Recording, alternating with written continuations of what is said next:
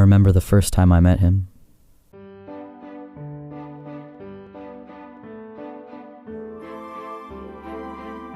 Mom told me Aunt Jennifer was bringing her friend over for Thanksgiving.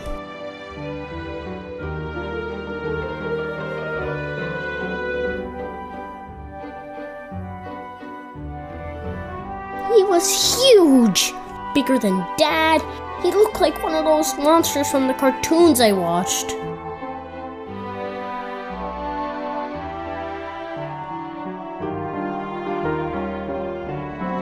I promised Mom that I'd be nice to him because he was a good friend of Aunt Jennifer. But I did not understand how it was possible for Aunt Jennifer to be friends with him.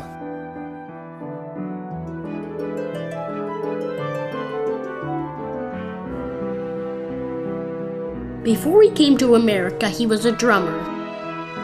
He played in a band with his friends back home.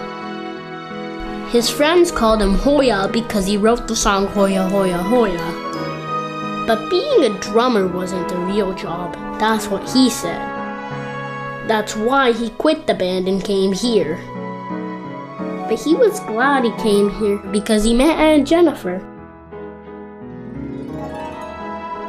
When Mom first told me Aunt Jennifer and Hoya were friends, I didn't think they were in love.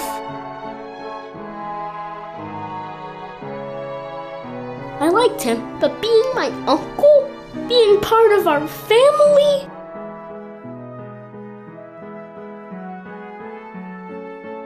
it had been some time since Hoya and Aunt Jennifer got married when I first asked him when I get cousins to play with. He said I didn't need any cousins because he would always be around to play with me.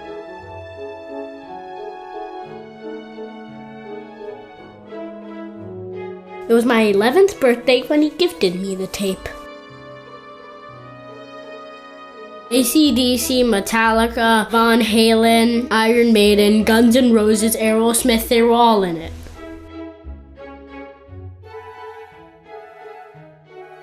But his favorite was Nirvana. To me, it sounded like a man yelling for no reason. But Hoya loved it, maybe more than anything.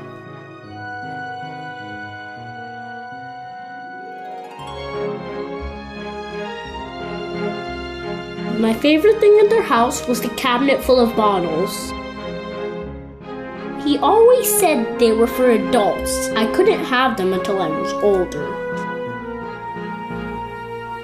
He knew a lot about the bottles. He knew where they came from, who made them, and how they tasted. He liked those bottles almost as much as he loved rock.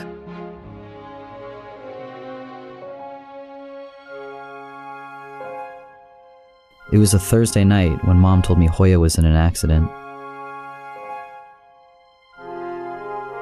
He was okay. It was Hoya after all. Nothing could break him.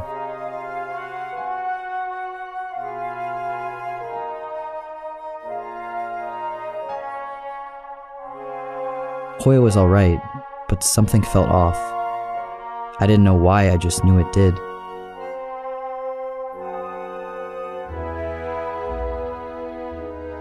He was there at my first heartbreak. He was the only one who didn't tell me the pain would go away with time. He was the only one who knew all I needed was not talking about it in some Nirvana.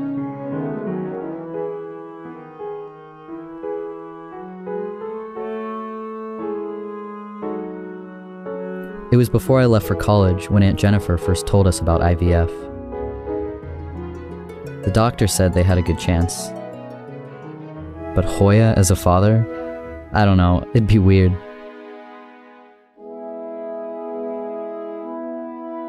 My first Thanksgiving back home wasn't what I imagined it to be.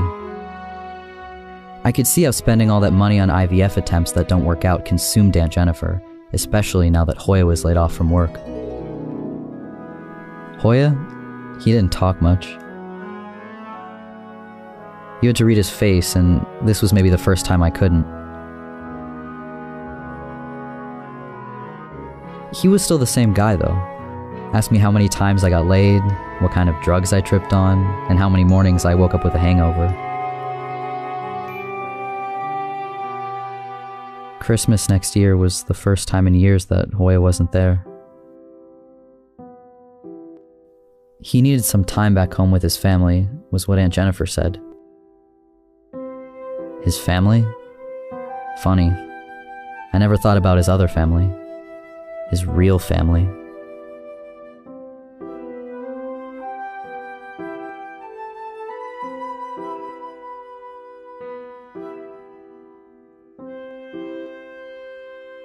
I remember the day I heard about the divorce. It was over.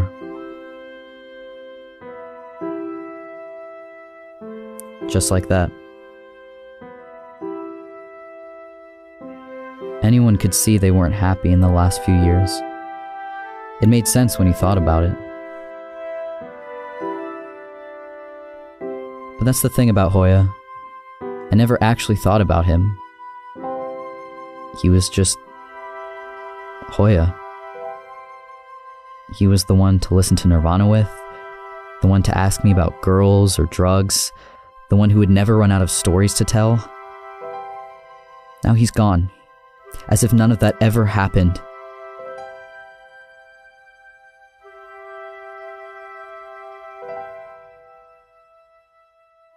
Would I even see him again?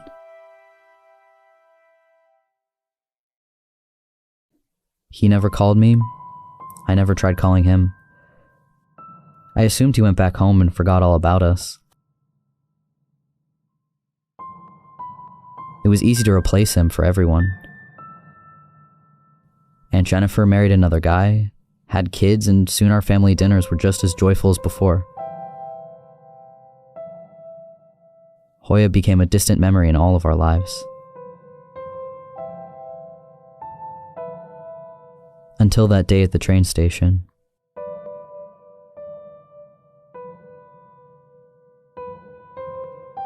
Was it really him? I mean, it was him, but different. He felt more like a stranger at the train station than, Hoya. I wanted to say hi. I wanted things to be as they were, but I couldn't. What if now I see him as Aunt Jennifer saw him? What if he's not Hoya anymore? His memory is still alive in my head, and that's one thing I cannot risk losing. That's the thing about your childhood heroes. As much as you need them, they need you. Because sometimes, all they need to endure the cruelty of the world is a glimpse through a child's eyes.